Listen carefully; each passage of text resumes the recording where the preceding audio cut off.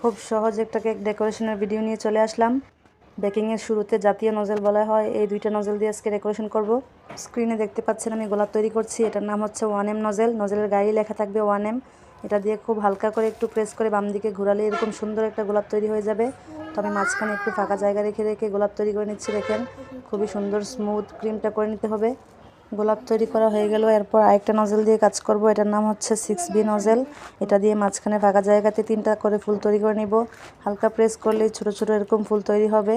তো 3টা করে ফুল তৈরি করলে খুব সুন্দর দেখতে লাগবে। কেন জাতীয় নজেল বললাম, কারণ এই দুইটা নজেলের ডিজাইন অনেক সুন্দর লাগে আর ডেকোরেশন করাও খুব সহজ। এরপর লিফ নজেল দিয়ে সবুজ কালার ক্রিম তৈরি করে কিছু পাতা দিয়ে নিব। সাইডে দিয়ে কিছু পাতা দিলে দেখতে খুব চমৎকার লাগবে। পাতা দেওয়ার পর মাঝখানে আমি চকলেট গানাশ দিয়ে হ্যাপি বার্থডে লিখে দিব। এটা ছিল আমার ছেলের বার্থডে কেক। তারপরে কিছু সুগার বলস আর বাটারফ্লাই দিয়ে একটা ডেকোরেশন কমপ্লিট করে নিলাম। কেমন হয়েছে জানাবেন।